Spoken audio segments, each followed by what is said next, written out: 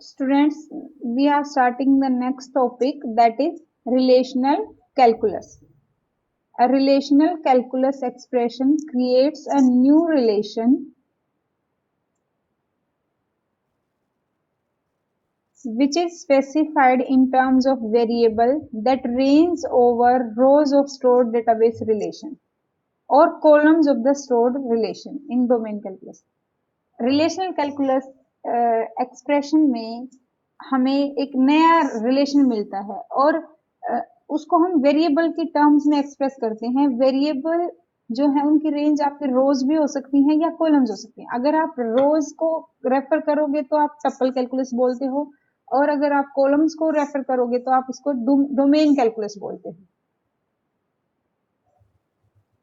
In calculus expression, there is no order of operation to specify how to retrieve the query result. A calculus expression specify only what information should contain. कैसे निकालते हो? जैसे relational algebra में आप sequence बताते हो, जैसे आपने पहले प्रोजेक्ट लगाया, उसके ऊपर सिलेक्ट लगाया, आप बताते हो कि प्रोजेक्ट करके फिर जो आए उस पर सिलेक्ट लगाना है। लेकिन कैलकुलस एक्सप्रेशन में आप इस तरीके से कोई ऑर्डर स्पेसिफाई नहीं करते, यानी कि यहाँ हम कहते हैं जो हमें चाहिए वो दे दो, कैसे निकालना है वो नहीं बताया जाता। So this is the main distinguishing feature between relational algebra and relational calculus. इसीलिए relational calculus non procedural consider किया जाता है। You do not specify the procedure. So this differ from relational algebra where we must write a sequence of operations to specify a retrieval request. Hence, relational algebra can be considered as a procedural way of stating a query. Relational algebra में आप steps बताते हो, आप operations बताते हो कि पहले ये इस तरीके से हमारा रिजल्ट दो, तो उसको प्रोसीजरल वे कहते हैं, उसको प्रोसीजरल लैंग्वेज कहते हैं रिलेशनल एल्जेब्रा पे जो बेस्ड है। और रिलेशनल कैलकुलस में आपको सिर्फ जो आपको चाहिए वो बताते हो, आंसर आपको जो चाहिए जिसमें वो बताते हो, आप स्टेप्स नहीं बताते कि ये ऑपरेशन फिर ये ऑपरेशन, इसलिए इसको रिलेशनल कैलकुलस को नॉन प्रोसीजरल लैंग्वेज भी कहते हैं। ठीक है, तो सबसे पहले हम कर रहे हैं टपल रिलेशनल कैलकुलस।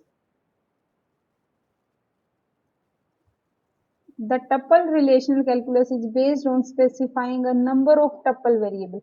क्योंकि टपल रिलेशनल कैलकुलस है इसलिए हमें वेरिएबल डिफाइन करने हैं over tuples. Each tuple variable range over a particular database relation, meaning that the variable may take as its value any individual tuple from that relation. तब जो variable define करेंगे वो किसी भी रिलेशन की tuples पे डिफाइन होगा. A simple tuple relational calculus query is of the form T condition T. हम ऐसे देते हैं T is a tuple variable and condition T is conditional expression involving T.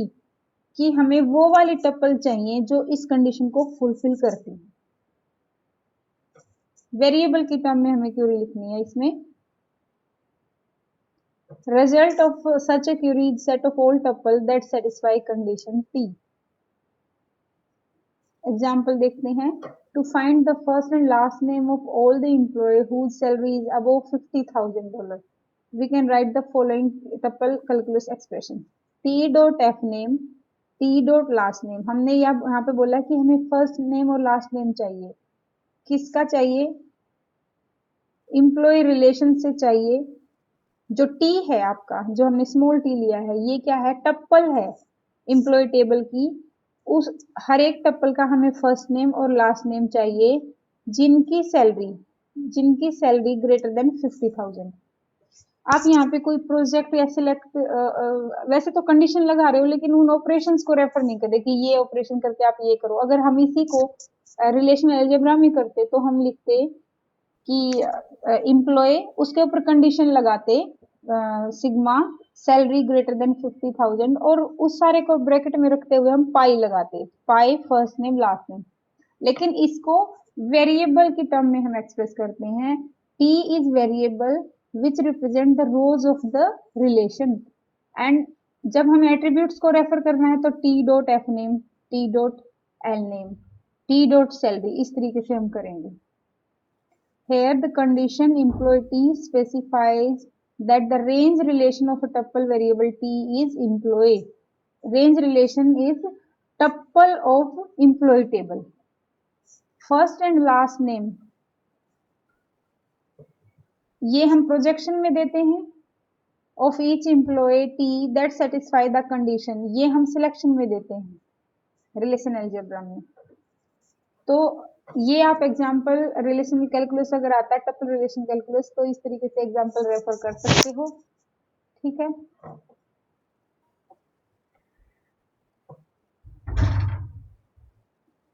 अब दो क्वांटिफायर आते हैं एग्जिस्टेंशियल एंड यूनिवर्सल क्वांटिफायर। अगर हम सब टपल्स के लिए अगर हमारा जो वेरिएबल है उसकी वैल्यू ट्रू फॉर ऑल है तो यूनिवर्सल क्वांटिफायर यूज करते हैं फॉर ऑल। और अगर फॉर कुछ के लिए सेटिस्फाई होता है कुछ के लिए नहीं होता है तो फॉर सम हम यूज करते हैं। That is your existential quantifier. ये तो मैथ्स में तो तुम्हारा बहुत बार आया ही होगा। Informally, a tuple variable t is bound if it is quantified, meaning it appear as for all t or for some t. Otherwise, it is free. जब आपका टपल वेरिएबल बाउंडेड है, फ्री है, तो हम उसके आगे कोई क्वांटिफायर नहीं लिखते।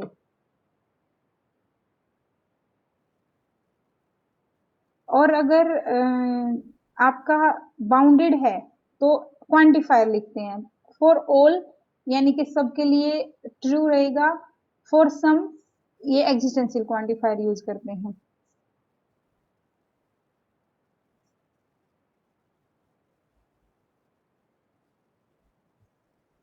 यहाँ पे इन दोनों के बारे में ही बता रखा है कि फॉर ऑल इज यूनिवर्सल और फॉर ऑल बोलते हैं।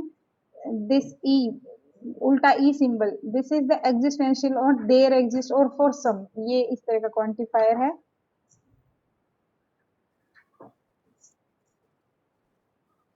यहाँ पे देखिए इसका यूज करके बता रखा है retrieve the name and address of all the employee who work for the research department. T first name T last name T address employee T and एक और वेरिएबल ले लिया T is your free variable लेकिन ये D जो लिया ये bounded variable है। इसके लिए क्या कह रहे हैं department D and D name research and D number is equal to T number. कह रहा है कि डी डी वो वेरिएबल है जो सिर्फ जिनका डिपार्टमेंट नेम रिसर्च है उनके लिए वह है।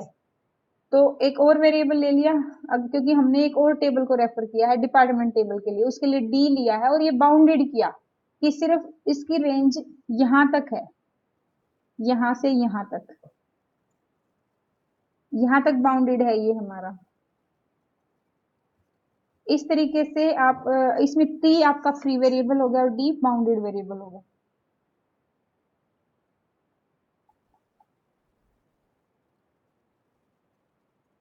जो आपकी एसक्यूएल लैंग्वेज है वो टपल रिलेशनल कैलकुलस पे बेस्ड ही है। उस वो जो आपकी फॉर्म में आप कर ही चुके हो सिलेक्ट फ्रॉम वेयर की select list of variable list of attributes from relation where condition.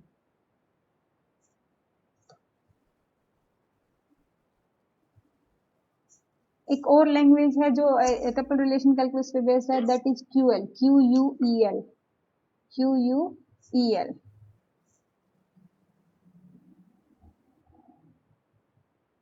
Domain relational calculus में आपकी जो वेरिएबल की जो रेंज होती है वो डोमेन आपके जो एट्रीब्यूट है उनकी डोमेन होती है। तो इसका जो एक्सप्रेशन है इस तरीके से आएगा